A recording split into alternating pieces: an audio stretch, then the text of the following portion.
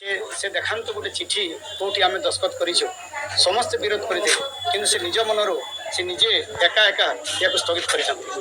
कौन शिक्षक सामिल नहांती कौन संगठन सांगे नथिले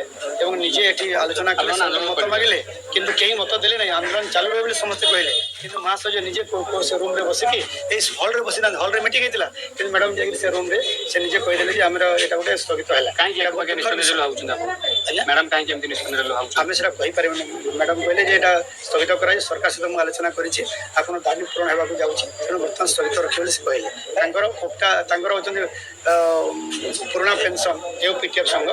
पुराना पेनसन से बहुत कम अच्छे आम 1,30,000 पाखापी शिक्षक ओडार पुरपल्ली अच्छु आम चाहूँ एक नंबर मुख्यमंत्री हस्तक्षेप प्राथमिक शिक्षक जो अवस्था अच्छी समाधान करेंगे आम आशा पोषण करुँ बर्तमान आम यूपीटीएफ बैनर लड़ाई हम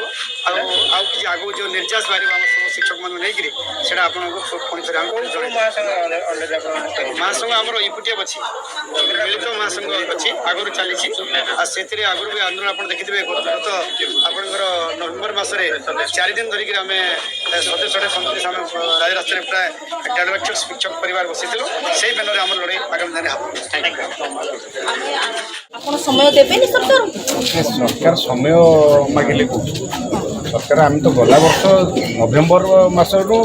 बर्तमान पर्यंत समय दे दी आसो आउ पुणी सरकार समय देव सरकार कौट कहना आमको समय दिखाई यदि सरकार गोटे आंतरिकता था नवेम्बर मसरू आज पर्यंत से यही समय भितर 8-9 मास भितर सरकार कर विधानसभा गोटे सरकार गोटे द्वितीय कथा कहते अघंटा जो भाव में आंदोलन निष्पत्ति जो आम 10टी संगठन अच्छु 8टी संगठन आंदोलन चलवाई कहला बेले 2टी संगठन से मना कर से निष्पत्ति अनुसार ये कार्यकारी होती तेणु आम अगणतांत्रिक निष्पत्ति को विरोध कर राज्यवासी भी कोटना कोटी संधान ये कौ संघ को समर्थन कले कारण जो आप कहते संगठन या समर्थन कले बाकी समर्थन कले दुईटी संगठन मुझे कहली जेहेतु यूपीटीएफ नेतृत्व में आम आंदोलन को जारी रखुलू जेहेतु से घोरीगले तेणु आम मिलित शिक्षक प्राथमिक शिक्षक